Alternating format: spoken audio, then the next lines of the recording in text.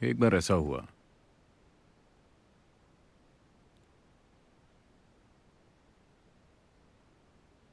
कि गौतम बुद्ध, क्या आपने सुना है उनके बारे में?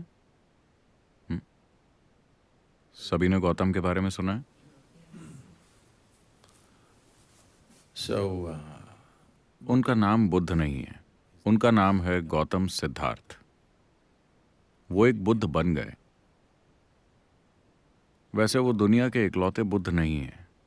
हजारों बुद्ध हो चुके हैं और आज भी हैं। तो गौतम एक दिन सुबह लोगों के एक बड़े समूह के बीच बैठे थे। सुबह सुबह, मतलब कि इस समय से भी पहले, एक आदमी आया और आकर पेड़ की आड़ में खड़ा हो गया। वो आदमी बहुत बड़ा भक्त है। वो राम का भक्त है। आप राम के बारे में जानते हैं? रमी नहीं, राम। राम भारत के प्रमुख देवताओं में से एक हैं। अगर आपको पता न हो तो भारत में हमारे पास 33 करोड़ देवी देवता हैं।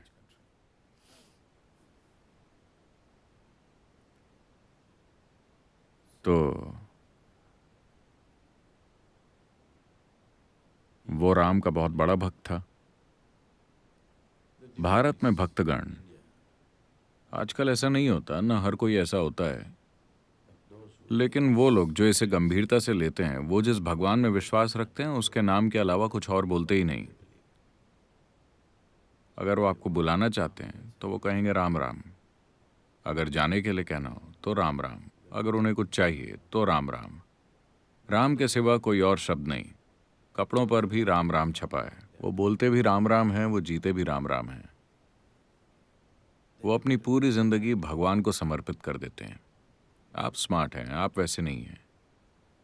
आप भगवान को इंश्योरेंस की तरह रखते हैं। कहीं अगर कुछ गड़बड़ हो जाए तो मैंने भी अपना प्रीमियम भरा हुआ है।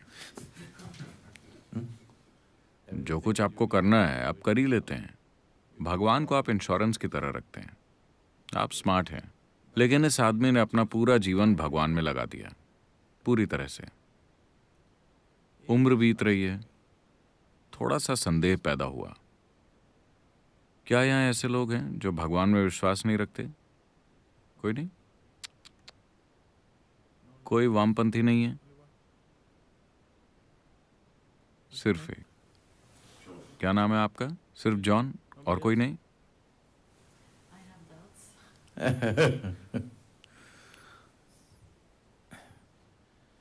तो थोड़ा सा संदेह पैदा हुआ। वो जानता है कि भगवान है, बस छोटा सा डाउट। मान लो कि भगवान नहीं है, तो मैं राम राम जप कर अपना पूरा जीवन बर्बाद कर रहा हूँ।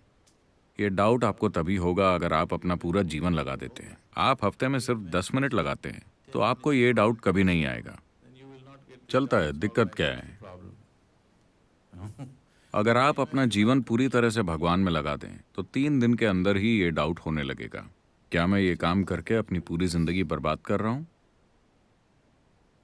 और दूसरे लोग भी हैं जो भगवान में यकीन नहीं रखते। इस जॉन को देखो, यकीन नहीं रखता।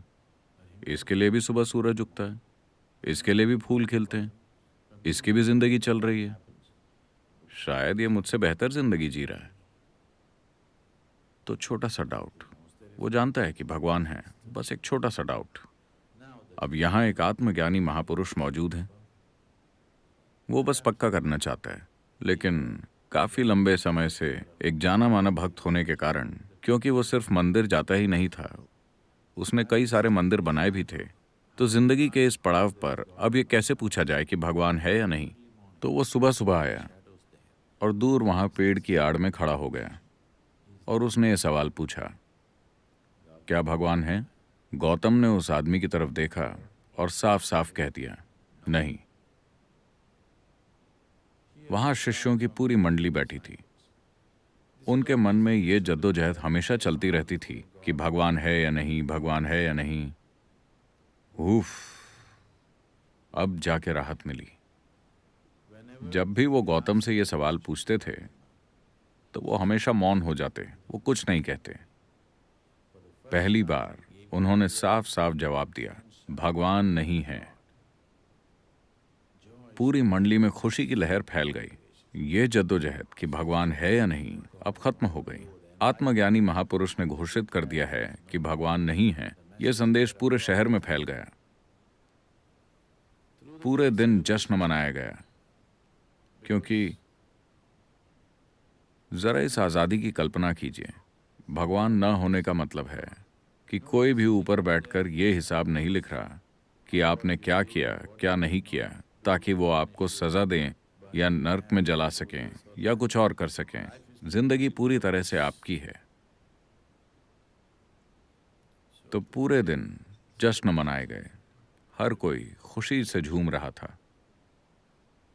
शाम को एक बार फिर सभा बैठी थी। एक और आदमी आया। वो भी दूर पेड़ की आड़ में खड़ा है। यह आदमी एक चारवाक है। चारवाक यानी भारत में कुछ ऐसे लोग हैं जो चारवाक के नाम से जाने जाते हैं। ये चारवाक पूरी तरह से मटीरियलिस्ट होते हैं। ये किसी और बात पर यकीन नहीं करते अपनी आंखों देखी के अलावा। शायद यही इकलौती संस्कृति है जो इसकी छूट देती है। आप देखेंगे कि बहुत से धर्म प्रचारक भगवान का संदेश फैलाने के लिए गांव-गांव जा रहे हैं, और भगवान के न होने का प्रचार करने वाले भी गांव-गांव जा रहे हैं और लोगों से बहस करके ये साबित कर रहे हैं कि भगवान नहीं है। शायद यही इकलौती संस्कृति है जो इसकी इजाजत देती है। बाकी जगहों में तो वो मारे जाएंगे। अगर आप चाहें तो भगवान का प्रचार कर सकते हैं, और अगर चाहें तो उनके न होने का। यही सच्ची डेमोक्रेसी है ना? ऐसा हजारों सालों से चलता आ रहा है। लोग गांवों में जाकर बहस करते हैं और साबित करते हैं कि भगवान नहीं है। तो ये एक एक्सपर्ट चारवाक है। आपका विश्वास चाहे कितना भी पक्का क्यों ना हो, अगर आपने 10 मिनट उससे बात कर ली तो वो साबित कर देगा कि भगवान नहीं है। हजारों लोगों को वो यकीन दिला चुका है कि भगवान नहीं है, भगवान नहीं है, भगवान नहीं है। उम्र बीत रही है। थोड़ा सा संदेह आ गया है। मान लो कि भगवान है। जब मैं वहां जाऊंगा तो क्या वो मुझे छोड़ देंगे? और ये सारे भक्तगण कहते हैं कि उनके पास टॉर्चर करने के लिए हर तरह के औजार हैं। चूंकि मैं ये साबित करने में लगा था कि उसका अस्तित्व ही नहीं है, वो शायद मुझे ज्यादा ही टॉर्चर करेंगे। वो जानता है कि भगवान नहीं है। उसने हजारों लोगों को साबित किया है कि भगवान नहीं है। बस थोड़ा सा संदेह है। अब एक आत्मज्ञानी महापुरुष मौजूद हैं। वो पक्का करना चाहता है। तो वो शाम को आकर वहां खड़ा हो गया और उसने भी वही सवाल पूछा, क्या भगवान है? गौतम ने उस आदमी की तरफ देखा और कहा, हाँ। एक बार फिर खलबली मच गई। सुबह उन्होंने कहा भगवान नहीं है। वो सभी बहुत खुश थे।